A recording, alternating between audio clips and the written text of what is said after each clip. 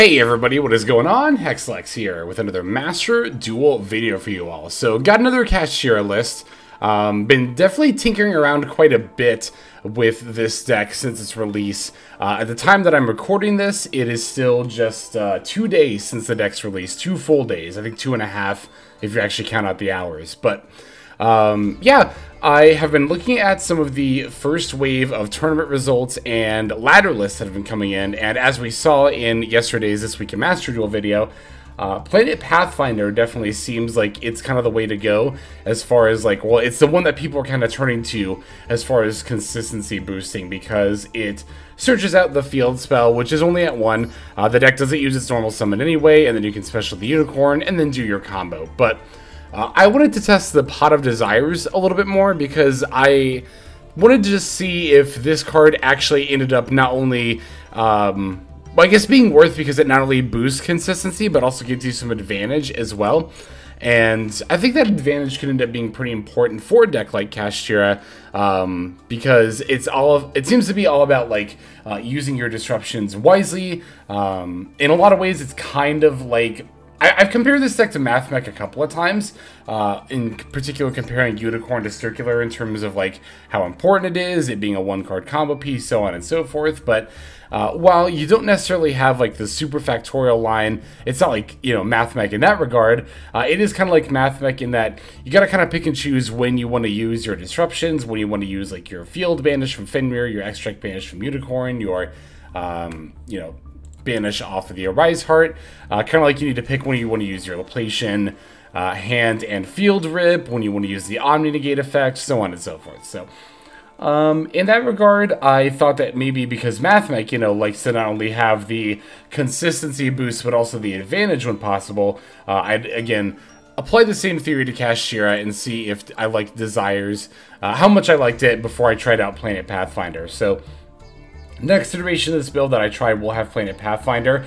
Because we are playing 3 Desires, I've made a couple of deck building choices here. I went back down to 40 from 41, which might seem kind of weird. You might be thinking, well, Hex, you said you played 41 when you played 2 Desires, so that way you would be less likely to mill important stuff. So why, now that you've gone up to 3 Desires, are you down to 40 cards? The reason that we actually decrease the total deck count when increasing the Desires count is so that we are slightly more likely to just mill more Desires with the Desires. Also because, again, we have tuned our deck in such a way that we're playing multiple copies of pretty much all of the important cards that we're able to, right? We have 3 Riseheart, we actually have 2 Scareclaw Kashtira, not only in case we banish one off of Desires, but this card's actually really insane in this deck. It's a lot better than it might read on paper, so having a second copy is just not bad in general, right? We're playing 3 Forbidden Lands in case we not only, again, banish any Alpha Desires, but also because I think this is a really important tech card to be playing in Kashtira, because pretty much everything that people are going to be teching against you, particularly as you out your Arise-Heart, is probably going to be a spell or a trap card, with the exception of Kurikara Divine Incarnate. It seems like people are just kind of by and large turning to these spell and trap card outs. So by being able to just completely shut that down, not only like one instance of it, but for the entire turn, I think is a pretty valuable tool. So, kind of like I was saying yesterday in yesterday's video, I'm really surprised to not be seeing this in like more Kashtira decks, at least, again, according to Master Duel meta. I expected this to be more widely played, but I'm going to continue to play it. It's been very good when I've been using it, so been liking this card a lot. We're also maxing out an Imperm for, again, not only Desires reasons, but also because this card is just good in general. Not just in general, but right now in particular, right? Against Kashtira, you can use it against an opposing Arise-Heart, and if you want to use it during the combo line, I'm still trying to figure out the best place to Imperm during Kashtira's combo line, but negating the Rise-Heart effect will not only keep the Riseheart at level 4, but also because you don't banish face-down cards when you negate it, it doesn't trigger the Era effect, which means unless they do it a different way, they can't summon a Riseheart with only 1 material. So I'm thinking in the standard Kashtira combo line that using Imperm on the Riseheart if you want to disrupt them on their turn 1 is probably the way to go, but otherwise you could also potentially just hold it and use it on the Arise-Heart during your turn, which is also not a bad idea either. So the extra deck is pretty much the same. I did replace the Fossil Knights with Entes, because I realized, like, oh, wait, why pick one of the Fossil Knights to either blow up monsters or back rows when I could just use Intis and do either? So, otherwise, I think the extra deck is mostly the same. I'm also trying out an Purrely Exhappiness, because it has the potential to be just a complete board-wide negate, but you do have to still get out a rank 7 to do that, so I don't know how useful that'll actually be. Hasn't come up yet, but I'm just running it just to see if it does. So, I'm not saying this is like the definitive go-to list. This is, again, another list that I've been testing. Again, I just think it's pretty interesting that Kashtira is an unsolved deck right now, and I really like deck building challenges in that regard. Deck building is, I think, one of my favorite parts about Yu-Gi-Oh! Sometimes even more so than playing. I actually have more fun building the deck than playing with it sometimes with certain decks. And yeah, I think unsolved decks are cool because they feel like a puzzle that I get to tinker with, and I've definitely been treating Kashtira like that. So let me know in the comments what you think, what you found to help you with your consistency boost for your Kashtira deck, and what you think of the deck overall. We'll go ahead and break down this list here and then look at some gameplay. So we're playing 3 Maxx, 3 Ash Blossom and Joyous Spring, 3 Kashtira Riseheart, 2 Dimension Shifter, 2 Kashtira Fenrir, 3 Kashtira Unicorn, 2 Scareclaw Kashtira, 1 Nibiru the Primal Being, 3 Pot of Desires, 1 Pot of Prosperity, 3 Kashtiratheosis, 1 Pressured Planet Wraitsoth, 3 Kashtira Birth, 3 Forbidden Lance, 2 Call by the Grave, 1 Crossout Designator, 3 Infinite Impermanence, and then 1 Kashtira Big Bang. That's going to be our main deck. For the extra deck, we're on 1 Elder Entity Entis, 1 Garura, Wings of Restorant Life, 1 Baronne de Fleur, 1 Swordsoul Supreme, Sovereign, Chengying, 1 number 11 Big Eye, 1 Dark Arm to the Dragon of Annihilation, 2 Kashtira Shangri-Ira, 1 Purrely Exhappiness, 2 Kashtira Arise-Heart, 1 Divine Arsenal, AA-ZEUS Sky Thunder, 1 Infinitrack Goliath, 1 Donner, Dagger for Hire, and then 1 Underworld Goddess of the Closed World. So, that will do it for the list. Let's go ahead and see some gameplay now. Okay, so our first duel is going to be up against Dinos. It's been a minute since I've seen this deck. It's one of those, like, I run into it maybe once a season kind of a deck, Dinos.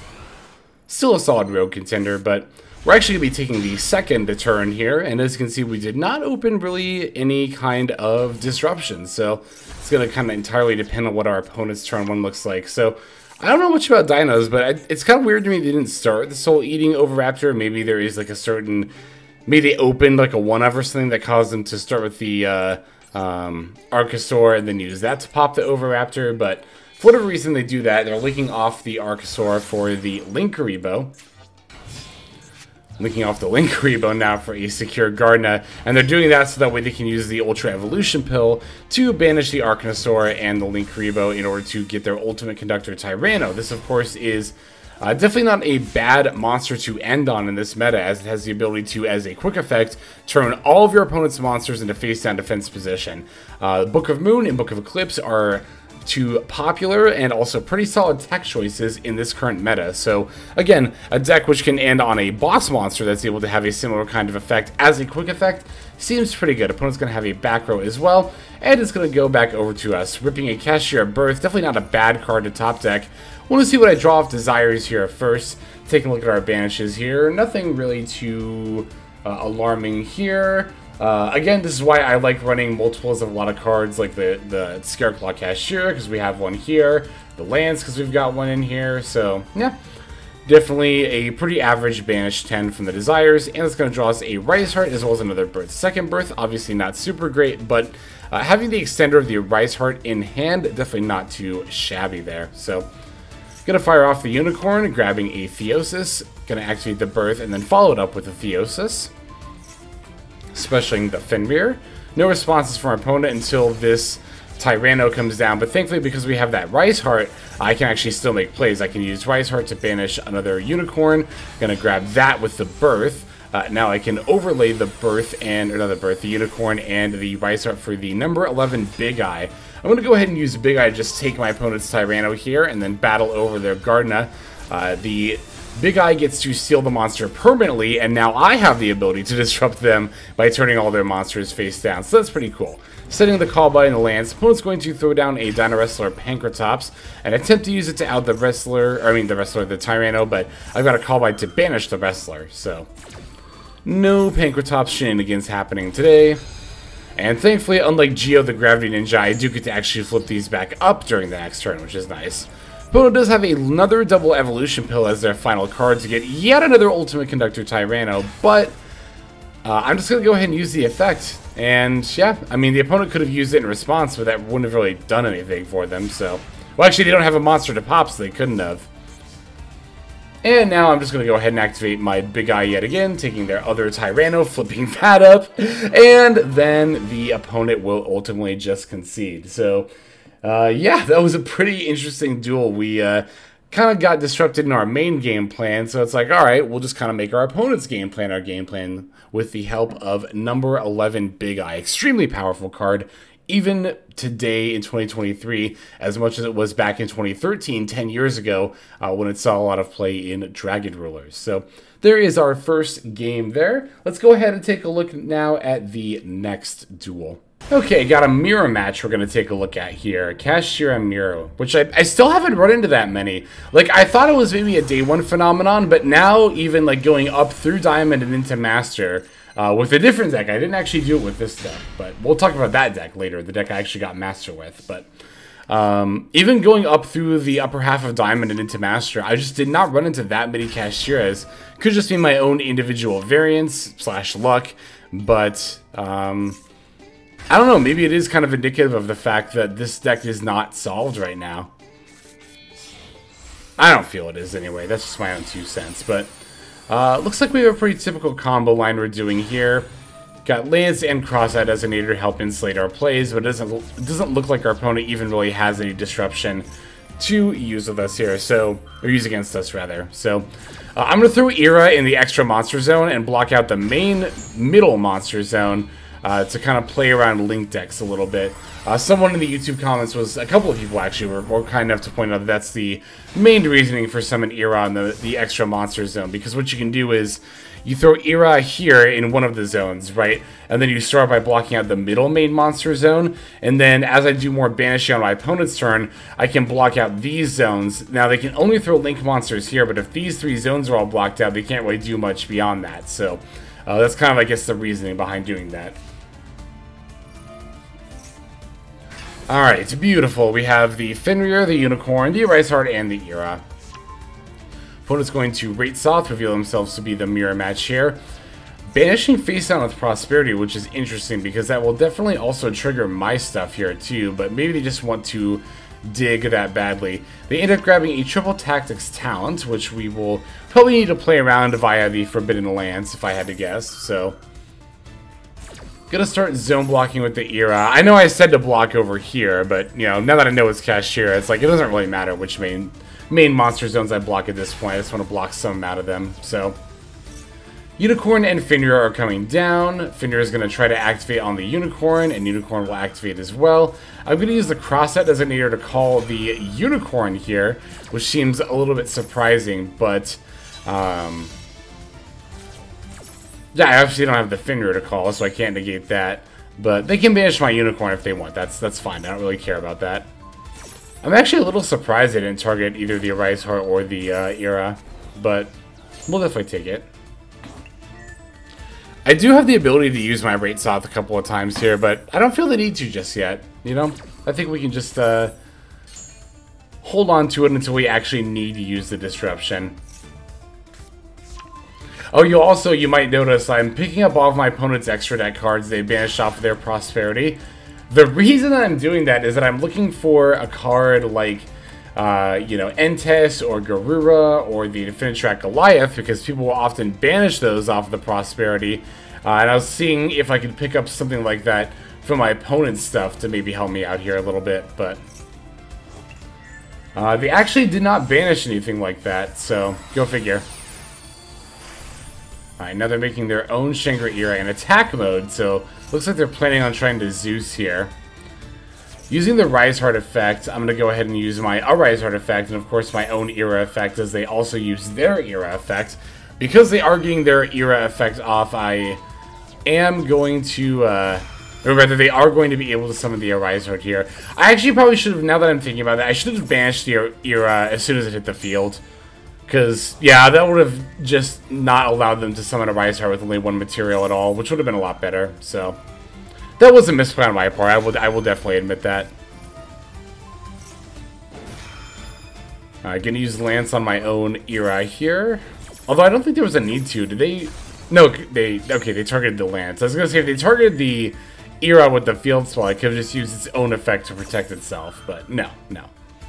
Oh, this is why I didn't bother using the... Because I was just gonna use the field spell to pop the Arise-Heart anyway. And so I was like, they can't make the Arise-Heart if they don't have a monster on the field, but... They are going to end up using the triple attack. I'm going to Lance here and target my Arise-Heart. So they can only take my Fenrir at this point, but this does mean they're still able to make their own Arise-Heart. So I could have played around this a little bit better. Like I said, I should have just banished my opponent's Shangri-Ira as soon as it was summoned. That would have helped me a lot, but... It's ultimately, again, not that huge of a deal because, like, yes, they can use Arise-Heart and battle over my Arise-Heart, but that's fine. And even if they get rid of my Era and free up their main monster zones, at this point, it's, like, too late. Like, they've used up so many resources, they don't have anything else to really do here. Well, and actually, they can't even get rid of my Era just yet, because... Oh, yeah, they can with the Zeus. That's how they do it. That's right. Yeah, and the Zeus sends, so it gets around to the Era's ability to protect itself from being destroyed. But we have a Fenrir in hand, so we absolutely still have plays here. And the Birth definitely helps too. Oh my god, that was a really, really good top deck. Gonna Birth for Unicorn. Unicorn for the... Try to go for the Theosis, but they're gonna Ash Blossom, which is a little bit confusing to me, because I'm like, alright, now I just kind of proc the Fenrir and the Unicorn here for free, but sure. That is A-okay with me. Using the Unicorn to take their Big Eye. That'll reduce their ability to potentially come back. Gonna just add the Scareclaw Kashtira with the Fenrir. Special the Scareclaw via its own effect, banishing the Theosis. Theosis will let me wheel the Rise-Heart.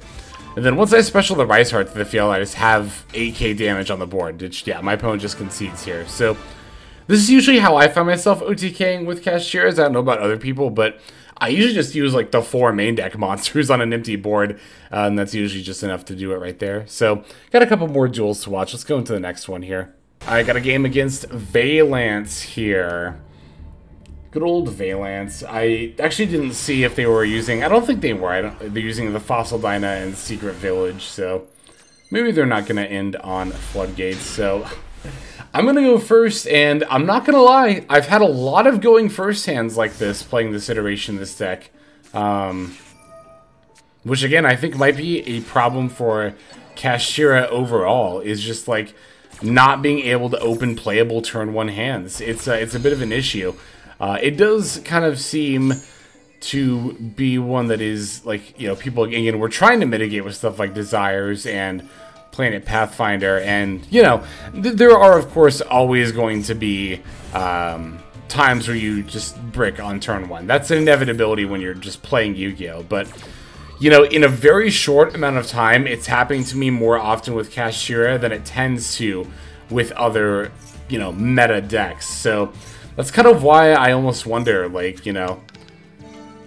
like I said in the last video, again, that I think went out yesterday, the This Week in Master Duel that I posted this week, I was like kind of speculating if maybe Purrely is actually still the top tier 1 deck and Kashtira isn't, but you know, I don't know, I guess time will tell. So yeah, I'm going to Nibiru away the Electromite. Also, my opponent just seemed relatively low on resources, so I was like, yes, it was a good time to nib, I'll drop it now. And yeah, still not finding a card to help out my Arise-Heart here. Could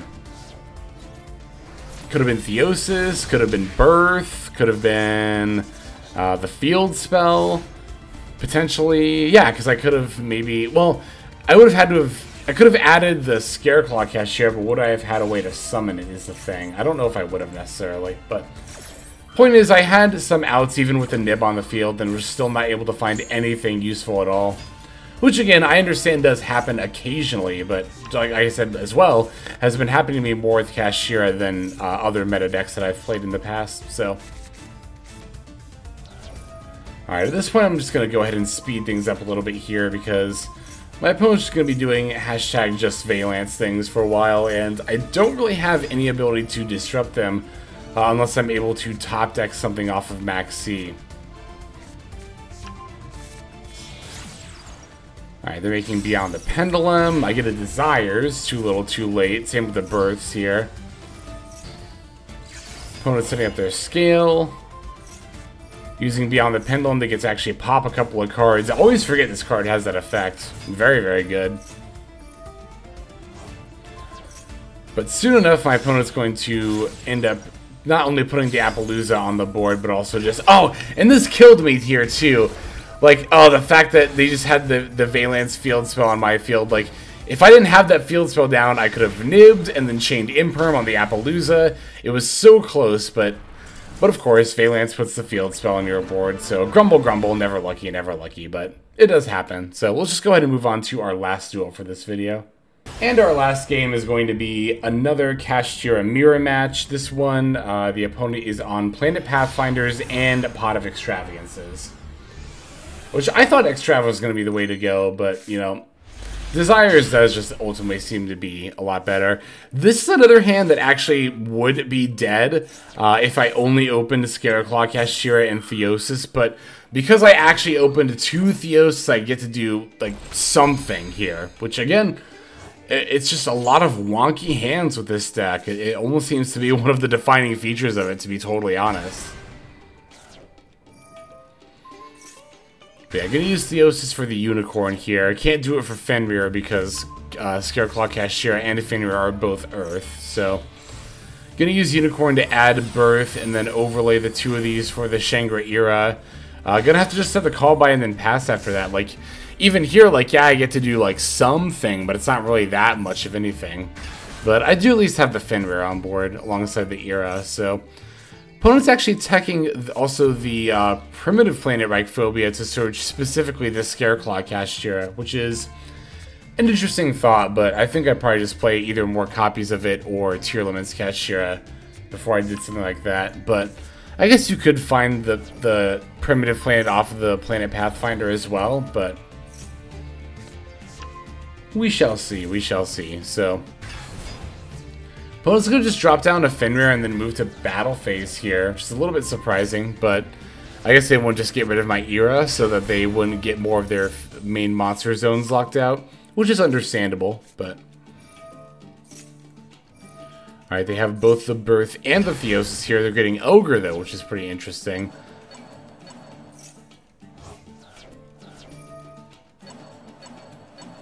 Yeah, these Births are both, I think, pretty relevant as far as the Graveyard Banishing effect goes. Ogre's adding a Preparations. I guess that's why they wanted to summon Ogre. Oh, and they already had the Arise-Heart, okay. Alright, now they're summoning the Arise-Heart, using just 1 material, because... I think it's just because Shangri-Ira in general activated this effect, like because I activated mine. If an effect of Kashtira Shangri-Ira was successfully activated this turn. So, yeah, because I used my Ira's effects, my opponent was able to Arise-Heart with one material, which is worth considering. But, I mean, I already used it during the standby phase, so that was always going to be able to happen there. Alright, Unicorn, go to Theosis for that. What was my top deck, actually? I should have paid more attention. Oh, I topped the Imperm, but because I had the Fenrir on the field still. Duh, that's what it was. I was like trying to figure out like what did I top deck there? It must have been pretty good, but no. Alright, once again, gonna drop down my own Ira before using the Arise-Heart effect, and my opponent's just gonna concede, because at this point, although I can't OTK, I can still just use, like, I can go into my own Arise-Heart, I can start battling, not only that, but also banishing stuff, blocking their zones, just continuing to do more hashtag just Kashtira things. But that's going to go ahead and do it for this video. So again, let me know what you've been thinking as far as Kashtira builds go. I'm very interested to work on this deck more and see if we can get it to more of a solved place. But this will do it for the time being. Let's just move now to our outro.